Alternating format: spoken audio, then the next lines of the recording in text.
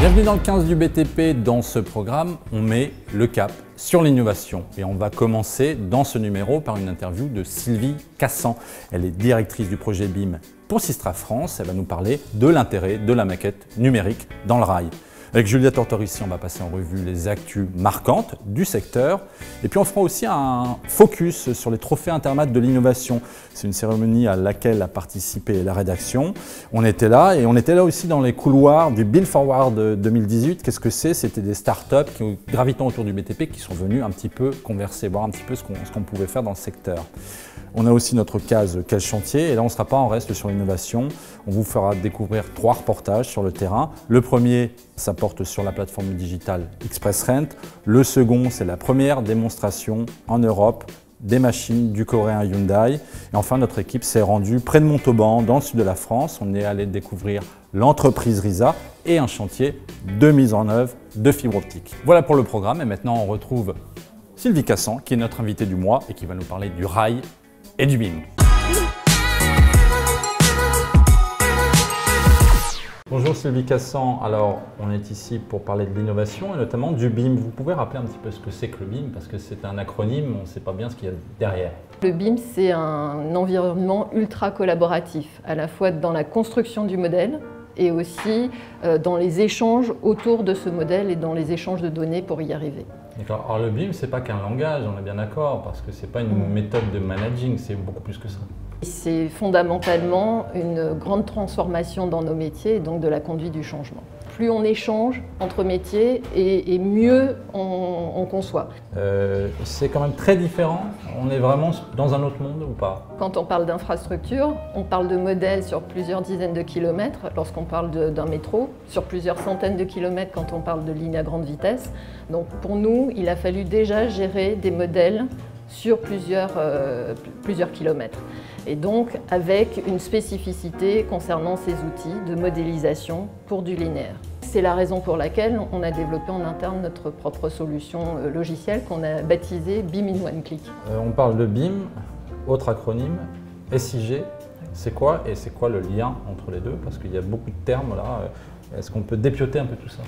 Alors SIG, en fait, c'est système d'information géographique. C'est vraiment la donnée à grande échelle. Et donc, lorsqu'on a commencé à travailler en BIM, qui est donc la maquette numérique des ouvrages qui vont être construits ou rénovés, il nous a fallu, je dirais, articuler ces deux systèmes de données. Et donc, très concrètement, un tunnel dans un contexte géotechnique. Le tunnel est modélisé en BIM, le contexte géotechnique est issu de la donnée SIG et donc modélisé en 3D. Et c'est toute l'articulation entre les deux qui nous permet justement de mieux insérer le tunnel dans son contexte. Un autre exemple, on a travaillé également sur la gare ici RER, à côté aux portes de Paris. Et là, le modèle, c'est un modèle de gare existante avec du coup une modélisation des travaux qui vont être réalisés pour la mise aux normes de cette gare et la gestion des flux qui est liée à cette interconnexion avec le Grand Paris. Et donc, il nous a fallu articuler le modèle avec de la donnée foncière, donc le cadastre, pour mesurer les impacts des travaux et des travaux en structure sur le foncier et notamment la partie entrée-fond. Donc il y avait une notion de cadastre 3D et d'impact des travaux sur les propriétés en profondeur. Elle est là justement l'innovation dans le BIM, parce que nous, le focus de cette émission, c'est ça, c'est l'innovation tous azimuts, je vais dire. L'innovation, elle est là. Bien sûr. Déjà, lorsqu'on parle de mise au point de solutions pour notre propre métier, qui est, je dirais, l'ingénierie ferroviaire et la modélisation linéaire, on a déjà travaillé sur l'innovation qui est la solution logicielle. Lorsque j'ai travaillé avec les équipes au stade des offres du Grand Paris, je travaillais avec des ingénieurs et qui m'ont permis de comprendre qu'ils recherchaient une optimisation du tracé du tunnel, puisqu'en fait, vous cherchez à implanter le tunnel dans les bonnes couches géotechniques, entre guillemets. Et il y a tout ce jeu et cette interaction avec les gares Plus on les met en profondeur, plus c'est un coût. C'est aussi moins de confort pour l'usager qui a donc à parcourir plus de distance à l'intérieur de la gare. Et donc c'est tout ce jeu entre la mise au point d'un profil en long et le positionnement des gares qui elles-mêmes sont contraintes par le tissu urbain, par le foncier, par la disponibilité des parcelles. Et donc c'est cette capacité à gérer l'ensemble de l'infrastructure dans un modèle coordonné qui est une vraie innovation. Pour conclure, visiblement, le BIM et le rail, c'est le couple parfait, c'est ça? Il n'y aura pas de divorce, apparemment? Ah non, là on est bien lancé, en tout cas, pour ce qui nous concerne. Il faut savoir que c'est quasiment 8 projets sur 10 aujourd'hui dans nos nouvelles affaires qui sont en BIM. D'accord, donc le BIM, c'est le nec plus ultra, finalement. C'est le sens de l'histoire. Merci Sylvie Cassan pour cette interview. Nous, on retrouve tout de suite Julia Tortorici pour les actus du moment.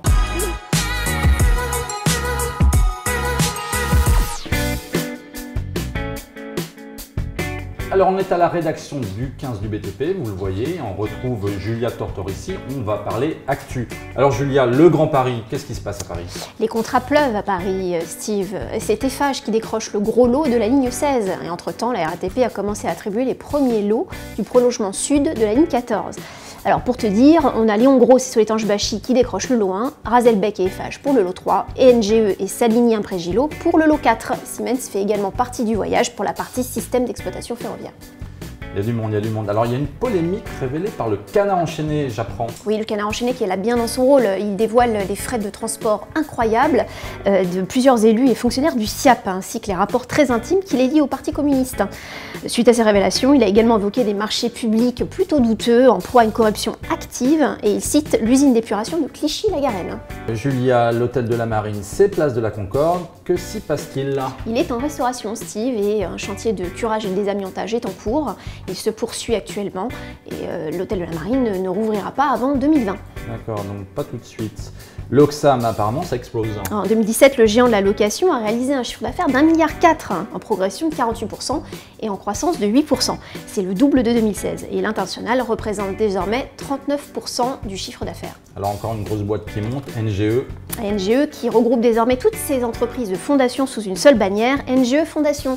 L'idée, c'est de gagner en visibilité sur le marché. D'accord, là on parle d'innovation dans ce 15 du BTP. Qu'est-ce qui se passe à Auxerre? Eh oui, la jeune start-up auxerroise RB3D, avec le soutien du département R&D de Colas, a développé la version 4.2 de l'Exopuche, un exosquelette spécialement conçu pour les compagnons des travaux routiers. Alors, présenté d'abord à Intermat, il sera ensuite déployé en 2018 en France et à l'international. D'accord, merci Julia. Merci Julia. Merci Steve. L'innovation, ça continue dans le 15 du BTP. On est allé assister à la remise des trophées Intermat de l'innovation et on était dans les couloirs, on a tourné des interviews avec les euros gagnants.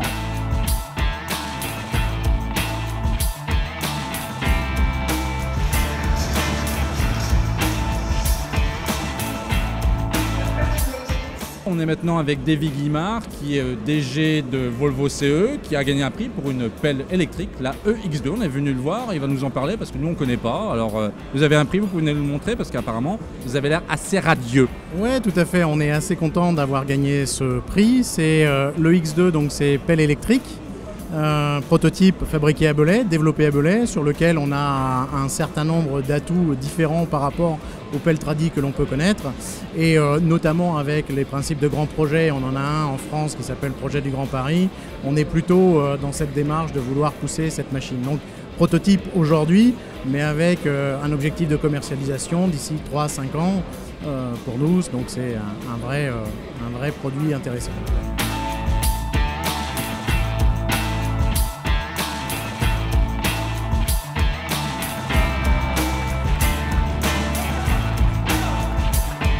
Alors on est maintenant avec un autre lauréat des prix de l'innovation Intermat, c'est Mecalax, c'est Patrick Bremer, elle est directeur marketing.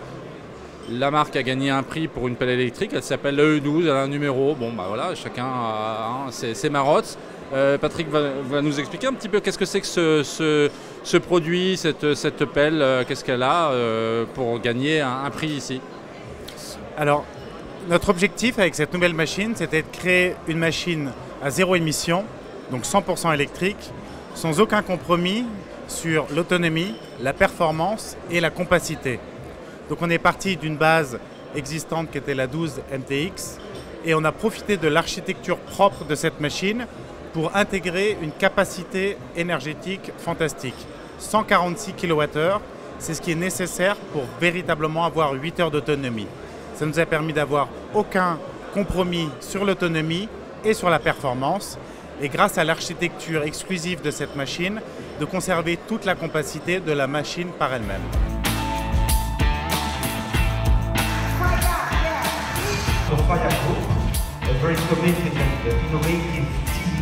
Alors je suis maintenant avec Stéphane Guillon, qui est le directeur marketing et communication du groupe Faya. C'est un lauréat également des prix de l'innovation d'Intermat. L'entreprise a gagné un prix, on va savoir lequel. Qu'est-ce que vous avez eu comme belle récompense ce soir? Alors nous sommes très heureux et fiers d'avoir gagné le prix dans la catégorie route avec notre projet TRX 100%. Alors TRX 100%, c'est une usine d'enrobé continue mobile qui a la capacité de prendre des agrégats d'enrobé de 0 à 100%. Donc on est vraiment sur le concept de la route 100% recyclée. Ça veut dire que même dans le BTP, on innove? Et bien sûr, on innove tous les jours et on innove souvent en collaboration avec nos clients, en co-construction avec nos clients et on crée ainsi ensemble de la valeur et une valeur de différenciation et unique sur le marché. Vous collez la route quoi?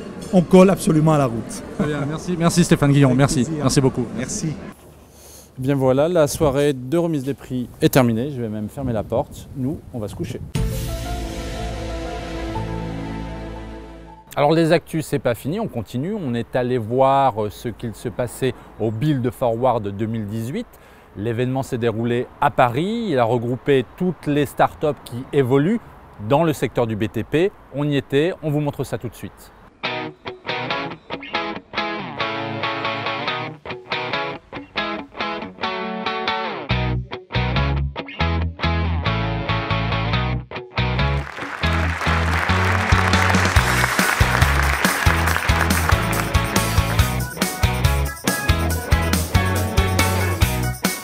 On est un éditeur de plateformes digitales, notamment dans le domaine du BIM, et on couvre tout le cycle de vie du bâtiment, de la conception jusqu'à la déconstruction, en passant par l'exploitation et le suivi de toute la maintenance. Donc avec un seul outil, vous pouvez avoir tous vos projets, toute la construction, toute la phase de livraison, mais également après toute la vie de votre bâtiment jusqu'à sa déconstruction, sa smart déconstruction. Notre expertise, elle est sur les chantiers, la vie des chantiers à proximité des réseaux, la carto qui en découle, parce qu'aujourd'hui, si on veut apporter une réponse fiable quand on fait des travaux à proximité des réseaux, il faut une cartographie fiable des réseaux. Donc on essaie vraiment d'appréhender ces besoins pour apporter une solution technique et logicielle qui soit pertinente. Alors nous sommes producteurs de données qui vont alimenter des équipes commerciales pour leur développement. L'esprit startup, il se situe à plusieurs niveaux, à la fois sur la partie sourcing de données. On va chercher de plus en plus de données avec des outils digitaux de sourcing, de traitement, d'analyse de ces données. Le deuxième, je dirais, levier d'innovation pour nous, c'est l'expérience utilisateur. Faire en sorte que nos données soient utilisées de façon la plus efficiente, opérées de façon la plus performante par nos utilisateurs. La case actu, c'est terminé. Maintenant, c'est la case Quel chantier? Nos reportages. On est parti chez Express Rent, une plateforme de location d'engins sur Internet. On regarde ça.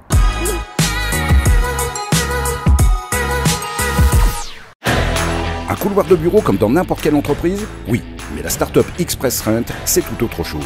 Il s'agit de la première plateforme web française qui propose de la location en ligne d'engins de chantier 24 heures sur 24. Sa force, un réseau de loueurs indépendants.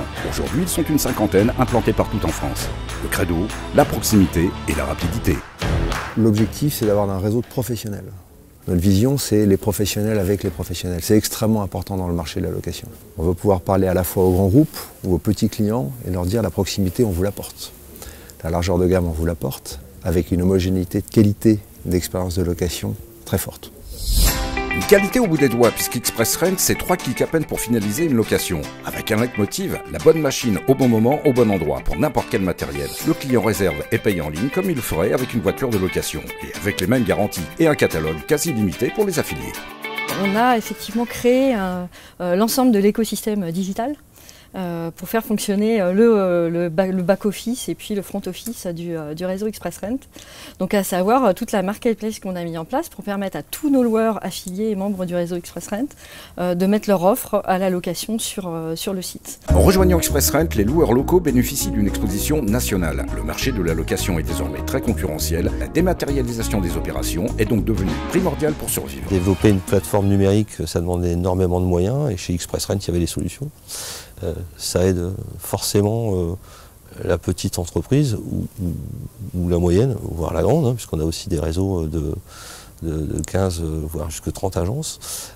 Les gens se disent, voilà, on va prendre ce train maintenant, parce que dans 2 ans, il sera peut-être un peu tard, et développer par ses propres moyens une plateforme digitale, ça coûte énormément d'argent. Les arguments auxquels la société de location LMVS à Benost, près de Lyon, a adhéré il y a 18 mois en devenant affilié Express Rent. LMVS, ce sont 4 agences dans la région avec plus de 200 machines et un défi. Faire tourner les engins pour rentabiliser le parc avec une procédure ultra simple.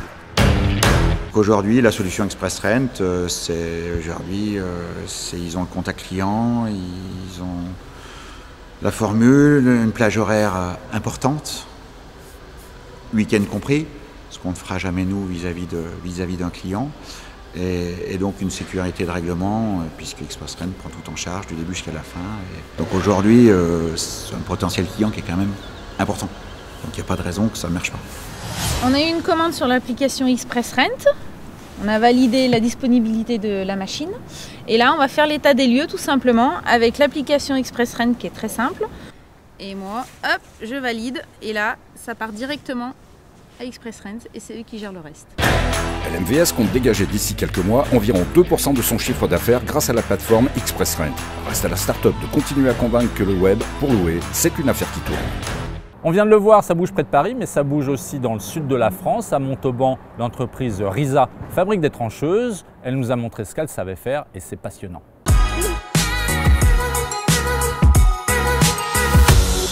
RISA, Risa, 4 lettres sur la façade d'une usine à Caussade, près de Montauban. Depuis près de 40 ans, on y fabrique des machines destinées à la construction de réseaux aériens et souterrains. Risa a déjà vendu près de 2000 engins depuis sa création, en misant toujours sur un avantage concurrentiel fort, le sur-mesure.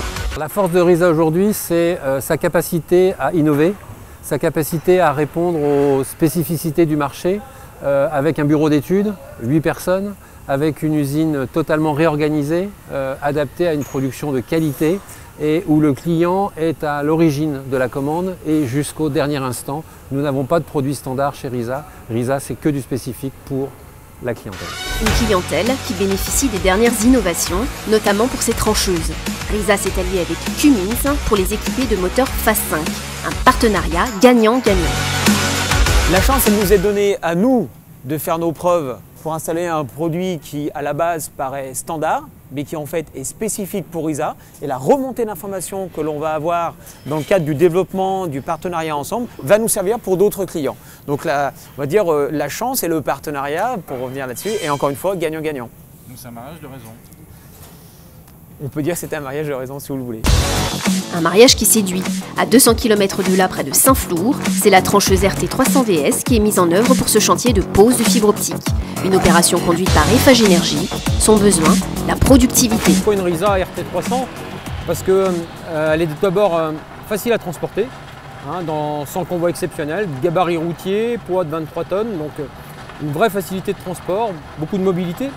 Une capacité aussi à faire des tranchées en terrain naturel ou en rechargement et donc de pouvoir être polyvalente sur l'ensemble de nos chantiers. On doit avoir un rendement suffisant, donc une puissance suffisante pour assurer un coût de production le plus optimisé possible et donc améliorer la rentabilité de nos chantiers. Des chantiers rentables donc, une donnée essentielle aujourd'hui dans le domaine des réseaux, mais la machine doit également séduire les opérateurs par sa bonne prise en main. Ça permet de voir tout autour de l'engin, quoi. L'environnement, la pose, le remblayage derrière, trajectoire, tout que les autres on est assis dessus et on a un côté, beaucoup d'angles morts, quoi.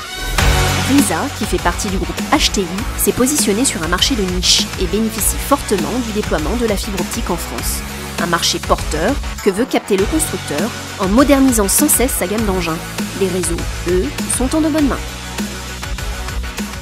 On vous a montré le sud, maintenant on va vous montrer le nord. Hyundai a organisé en Belgique à Tessenderlo sa première démonstration client. Le 15 du BTP était là. Plus de 120 invités, pas moins de 20 machines en test, des concessionnaires, des clients, des prospects en pagaille. C'est peu dire que les premières journées françaises organisées par Hyundai Construction Equipment à son tout nouveau siège européen de Tessenderlo en Belgique ont créé l'événement fin mars. Avec un objectif simple pour le constructeur coréen, resserrer les liens avec l'utilisateur final et le mettre en confiance. Hyundai a su quand même se moderniser ces dernières années, c'est vraiment ce qui nous a plu sur les dernières machines qu'on a pu avoir. On a des machines beaucoup plus anciennes et qui commencent à avoir quelques années. Et c'est vrai qu'on voit vraiment l'amélioration, ça suit la technologie. Un peu comme les voitures, on monte dans les voitures aujourd'hui, on se dit tiens c'est bien, c'est moderne. Aujourd'hui on a une activité en pleine croissance, donc d'avoir un constructeur qui a l'air insolide, ça veut dire qu'on a des pièces rapidement, on les dépanne encore une fois rapidement. Aujourd'hui ce qu'on veut c'est une machine qui tourne, c'est normal. Donc si on a un constructeur qui a l'air insolide, eh ben, nous aussi on a l'air insolide. Être solide, Hyundai l'est indéniablement avec une démonstration de force. Une première des dernières machines sur une zone dédiée et notamment les dernières chargeuses sur pneus et les toutes récentes pelles sur chenilles de la marque. De quoi impressionner et montrer les ambitions du constructeur. Hyundai, c'est plus que les machines. C'est le support, c'est l'entreprise, c'est l'ambition aussi. Donc, on veut que les clients Hyundai se sentent à la maison avec une famille stable, une famille dynamique. On a un plan très ambitieux pour l'Europe et pour la France, pour le futur. Et on a constaté que des salons comme Intermat offrent beaucoup aux clients, mais il y a toujours quelque chose d'important qui manque. C'est le contact avec l'organisation, l'entreprise, avec les concessionnaires, toucher les machines, essayer les machines, avoir toutes les machines disponibles, pas juste une petite sélection. Et voilà, pendant ces journées ici, on a tout disponible. Des journées qui auront également permis aux participants de découvrir le nouveau siège européen de la marque de manière très conviviale et de profiter d'une vision globale de l'entreprise coréenne. Informations sur l'ensemble des services, des technologies, des produits, une proximité payante avec les clients. Tous les clients qui repartent de cet événement me disent à peu près tous la même chose, c'est-à-dire qu'aujourd'hui, ils avaient confiance. Quand ils repartent, cette confiance, elle est encore solidifiée, elle est encore plus importante parce qu'ils ont vu de leurs propres yeux, ils ont communiqué avec des gens dont ils avaient peut-être entendu parler, mais qu'ils ne connaissaient pas physiquement. Ils ont vu cette proximité qu'il y a. Et réellement, aujourd'hui, un client qui repart de ces journées Hyundai repart complètement galvanisé et très très sûr de ses actes d'achat pour le futur. Aujourd'hui, réellement, chez Hyundai, que peut-on mettre en avant? La qualité, la rentabilité. C'est les deux mots-clés aujourd'hui d'une machine Hyundai. Allez, on y va, photo! Deux mots-clés avec une signification forte pour un constructeur qui veut augmenter sa présence en Europe et notamment en France. Alors que 2018 sonne la reprise dans le secteur de la vente des matériels de chantier, Hyundai ne pouvait pas mieux tomber pour prendre sa place dans ce contexte plus que porteur.